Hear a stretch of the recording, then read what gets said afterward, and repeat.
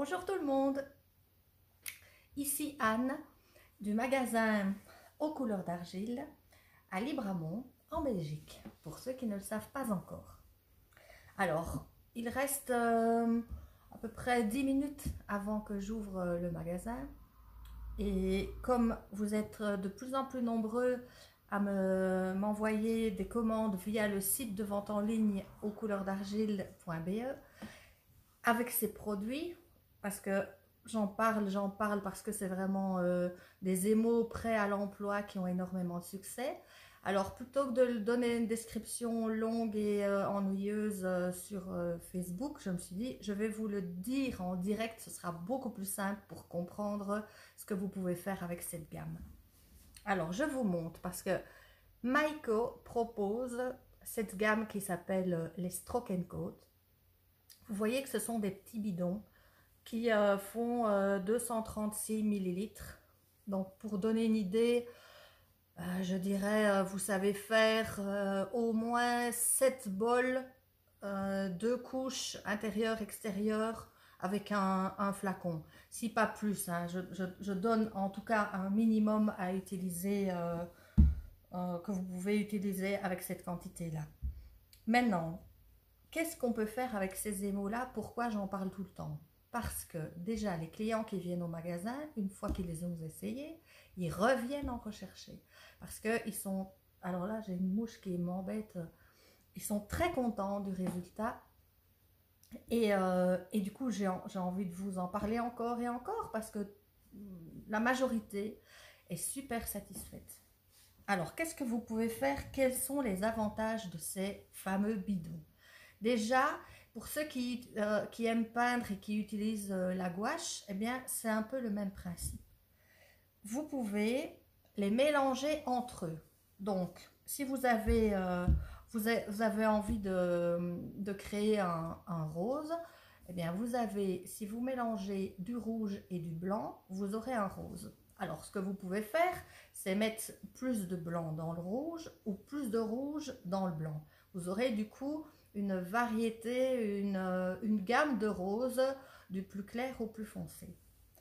Vous pouvez aussi avoir, avec les 3 couleurs primaires qui sont le rouge, le jaune et le bleu, en achetant ces 3 couleurs-là, eh bien vous pouvez créer du coup chaque fois, quand vous mélangez le jaune et le bleu, vous avez le vert. Qu'est-ce qu'il y a d'autre? Je vous ai dit, quand vous mélangez le bleu et le rouge, vous avez un mauve, voyez. Et puis avec le blanc et le noir, vous pouvez soit foncer, soit éclaircir les tons. Donc c'est assez magique. Ça s'applique au pinceau. Genre, vous savez, je parle toujours des mêmes, mais ce genre de pinceau plat en poil de chèvre. Vous avez aussi, imaginons que vous voulez faire des décors avec les petites éponges comme ça, où vous avez une couche de fond et vous venez faire des pastilles arrondies avec une autre couleur. Ça fonctionne très bien. Ça, c'est un tout fin pinceau pour faire des tout fins détails. Vous avez une couche de fond et vous voulez faire des petits décors. Ça fonctionne aussi. J'ai imaginé avec un petit rouleau mousse pour faire des aplats et créer des textures. Donc, avec des sens différents, en superposant, vous avez l'embarras du choix pour utiliser et poser ces émaux sur vos pièces. Alors, je vous montre des exemples. Par exemple, vous pouvez, quand je dis qu'on peut les superposer, ça veut dire que vous avez une couche de fond qui est ici la couleur turquoise. Vous mettez 2 couches croisées et vous laissez sécher. Et ensuite, avec une autre couleur, ici en l'occurrence de l'orange, vous venez faire, avec un petit fin pinceau comme ça, vous laissez tomber la goutte, et vous avez vos couleurs qui se mettent l'une sur l'autre sans fuser et disparaître et créer une autre couleur. Ça reste tel quel. Donc pour tous ceux et celles qui adorent faire des décors, c'est impeccable. Ça c'est un exemple, je vous montre une autre couleur. Là c'est un fond orange et avec des petits pois verts. Elle m'embête vraiment cette mouche. Je crois qu'elle a envie d'être sur la caméra avec moi. Qu'est-ce que vous pouvez faire? Alors, est-ce que ça fonctionne à toutes les températures? Oui. voilà l'exemple. Celui-ci a été cuit à 1240 et le turquoise précédent ici a été cuit aussi, celui-là à 1050 degrés, si je me souviens bien. Donc il y a une différence d'intensité, mais le turquoise reste toujours turquoise. Je vous donne l'indication comment vous savez si l'émail va aller à haute température ou pas. Vous voyez, le bidon se présente comme ceci. Donc sur le côté, c'est indiqué que ça va du cône 0,6 au cône 6. Ça veut simplement dire qu'on est aux alentours de 1000-1020 degrés jusqu'à 1240, le cône 6. Voilà. Quand vous le retournez comme ceci, derrière, il y a un petit encadré ici. Dans ce petit encadré blanc, c'est indiqué soit no change. Si vous voyez ici que c'est indiqué no change, alors je me retrouve avec mon flou artistique où je ne sais pas comment faire pour que ce ne le soit pas. Donc c'est indiqué no change, cela veut dire que à quelle que soit la température à laquelle cet émail va être cuit, eh bien il ne va pas changer. La preuve, ça c'est, je vous montre le rouge, le fameux rouge tomate, le numéro 74, celui-là vous l'adorez. Là, il a été cuit à 1240, donc vous voyez qu'on a toujours un très magnifique beau rouge. J'en profite pour vous dire que là sur les bords c'est du jaune et que j'ai créé un espèce de mini dégradé. Je vous dis que c'est comme la gouache, donc vous pouvez créer les mêmes effets qu'en peinture et tout ça sur la céramique. Exemple, celui-ci, le SC12, c'est un bleu. Par contre, quand je retourne derrière, là dans le petit encadré, c'est indiqué en anglais slight light, light noise, enfin j'ai un accent anglais magnifique. Ça veut tout simplement dire que il va devenir plus clair à haute température. Il sera toujours bleu, mais plus le bleu plus intense qui est prévu quand il est cuit à 1050 degrés. Je perds le fil de mon idée parce que là-dessus, je voulais vous dire, j'étais partie dans mon truc, là, j'ai perdu le fil. Bref. J'ai un autre, un nouveau qui est le coral, qui est cette magnifique couleur. Voilà. Celui-là, ben, à toutes les températures, eh bien, il va rester tel quel. Donc, c'est ultra pratique. Je vous montre un autre exemple de ce qu'on peut faire. Là, c'est un pot qui a été peint en deux parties. Vous voyez ici, ça c'était au tout début que je les utilisais. On voit bien les traces de pinceau. Là, j'ai sans doute pas utilisé mon fameux pinceau plat là. Mais ça, c'est juste pour vous montrer qu'on peut passer d'une couleur à une autre. Voilà, avec le turquoise. Et par-dessus, ici, j'ai joué avec les petits Jungle Gems là qu'on trouve sur mon site aussi. Ce sont des émaux avec des petits cristaux qui viennent fondre.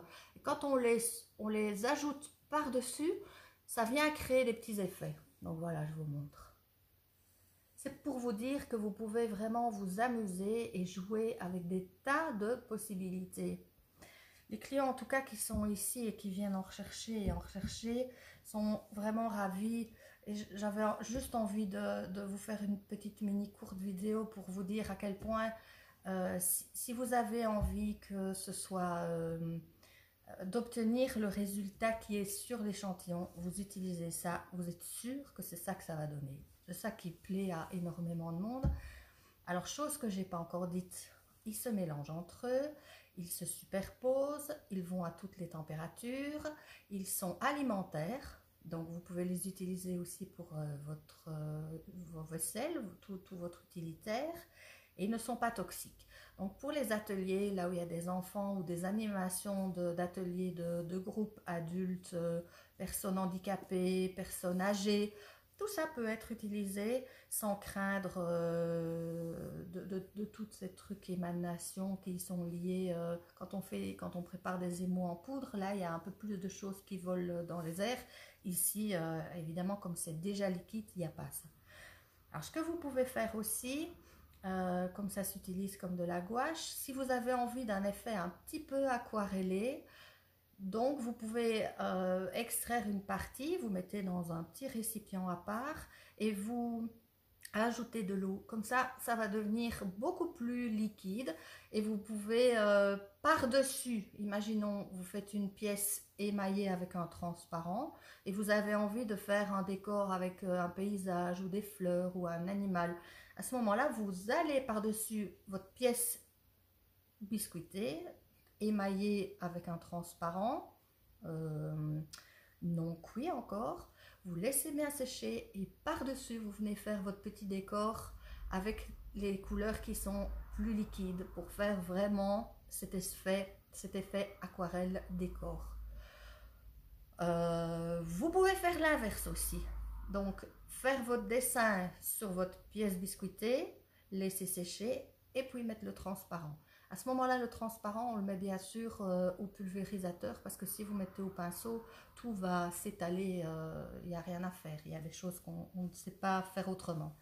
Alors, certains vous me demandez aussi, ça se pose au pinceau ou avec la petite éponge ou avec le fin pinceau, le petit rouleau. Vous pouvez aussi, certains le pulvérisent au pistolet. À ce moment-là, il faut ajouter de l'eau pour que ce soit plus liquide pour passer dans le trou du pistolet et mettre plus de couches pour être sûr d'avoir un résultat très couvrant.